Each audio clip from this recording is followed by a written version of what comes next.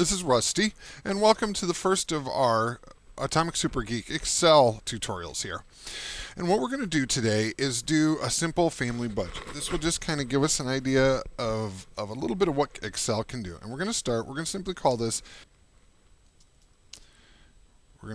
My Family Budget. And we're going to hit enter. Now, if you notice here, My Family Budget actually goes across a couple of cells. When you look at Excel, every one of these little boxes is called a cell.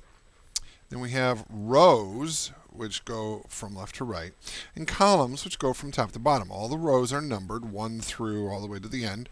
And columns start with A, B, C, D. When you get to Z, then it goes AA, AB, AC, on and on and on.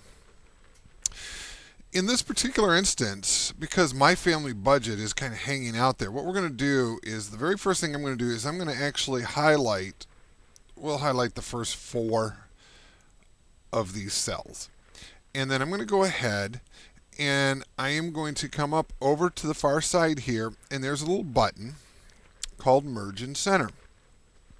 What this does is merges all 4 of those cells together into one, and then it will take the text that's in there and center it, like so.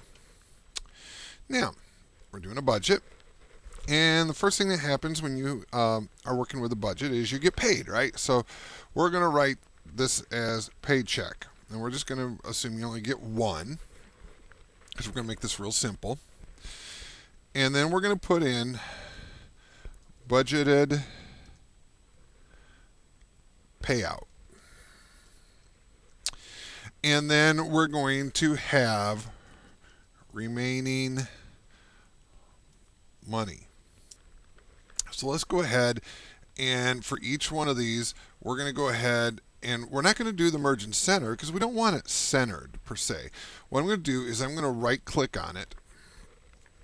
And when you right click, you're going to come up with a menu, and we're going to go down to Format Cells.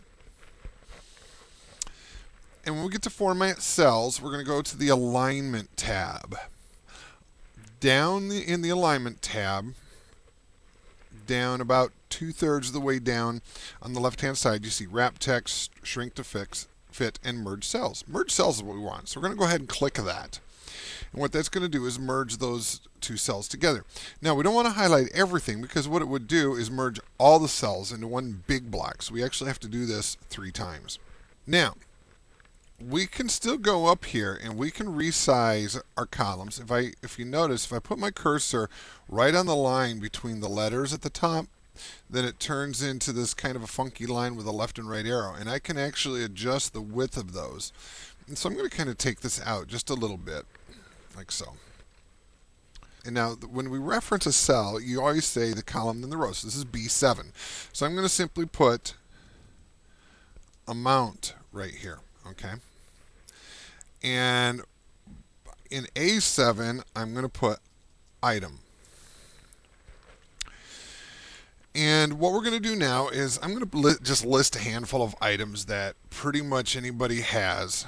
I'm going to put rent / payment, because some people have rent, some people have house payments. We'll put gas, and we'll put electric. We'll put in fuel for the car, food, and movie, because we want to go have some fun too. Okay. Now, for the 3 items up here, paycheck, budgeted payout, and remaining money, I'm going to go ahead and I'm going to select these 3. Now, if I go back up next to the Merge and Center, we see Align Right, Align Center, and Align Left. I want to go ahead and align that text to the right. And I'm actually going to make that just a little bit wider too in there. Now, let's say our rent is $400 a month. Now, I hit enter there, and let's say the gas for this particular month was $75. Now, if you notice, as I'm typing these numbers in, they're just a number. There's nothing really fancy with them. They don't look like a dollar amount or anything like that. They're just a number, general. What we're going to do is I'm going to go ahead and I'm going to highlight a whole bunch of these, and then I'm going to right click on it, I'm going to go back to Format Cells. Now I'm going to go up to this Number tab in the Format Cells. And if you notice, it's General right now, which means it's just kind of doesn't really do much of anything for us. But what I'm going to do is I'm going to go ahead and click on Currency. When we put it in currency, now it knows that that number is supposed to be some sort of a dollar amount. And we're gonna keep it to 2 decimal places, and we use the dollar sign as a symbol. And then it's how do we going to handle negative numbers? Are you going to put a negative in front of it? Are you going to make it black or red? Are you going to put parentheses around it? How are you going to handle it? Well, we'll just go ahead and we're going to, if it's a negative number, we're going to go ahead and tell it to do it in red with parentheses, so it really stands out. But we shouldn't have any negative numbers, but we'll just go ahead and do that. Now notice it automatically makes that into a dollar amount. Now, up above here, we have paycheck, of course, that we're going to enter in. And let's say, okay, for this particular, let's say for all of our paychecks for this month, we made $2,500. So we're going to put 2,500. Now notice, again, this is just a number. And we want it to be money. We want all three of these to be money. So I'm going to highlight them. Now I showed you the one way to do it, but over here in the button bar, we have a currency style. We can just go ahead and click on that. It does the same thing. Okay. Now we got currency. Okay. Now the budgeted payout, though. Now this is something that's going to be dependent on how much we pay for each one of these, and we don't have to open up a calculator and figure it after we list it all out. So what we're going to do is we want this to actually calculate everything that's going on here, and this is where we're going to use what's called a function. What we're going to do is this starts on B8, and we're just going to go ahead and say it goes to B21. Okay? So we're going to go down into budgeted payout, and we know budgeted payout is going to be the sum of everything in this column. So what we're simply going to do is we're going to start with the equal sign, which means, okay, I got a formula here. Then we're going to go sum, and then open paren, and then it says number 1. Now, we could just put numbers in here if we wanted to, but we don't want to do that. We want to actually reference an area, a range on the spreadsheet. So we're going to go B8, which is where the first number is. And notice now it actually highlights that first number. It says, this is where I'm starting. So you know, oh yeah, I got it right. Okay, B8. Now, we're going to put a colon here to say I'm doing a range. Okay? And we're going to go B21. And if you notice now, it opens up the box for the entire range. And you're like, okay, that's cool. I like that. That's exactly what I want. So we'll go ahead and close the parentheses and hit enter. And now we have that total, $475. $400 plus $75 is $475.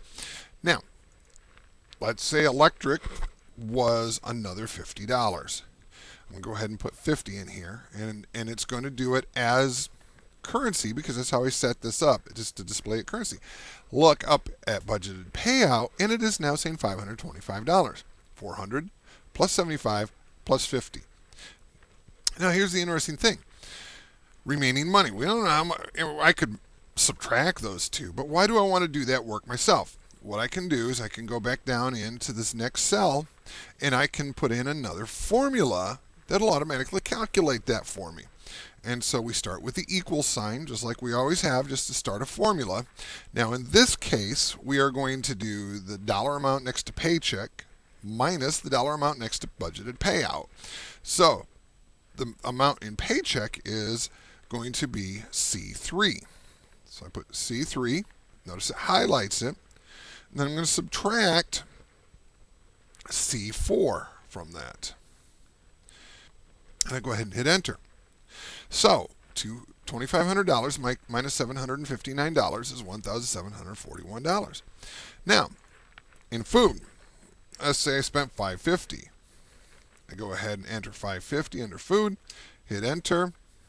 If we go back up, we now see that the budgeted payout amount is $1,309, and our remaining money is $1,191. It automatically calculates every single one of those formulas each time I update something.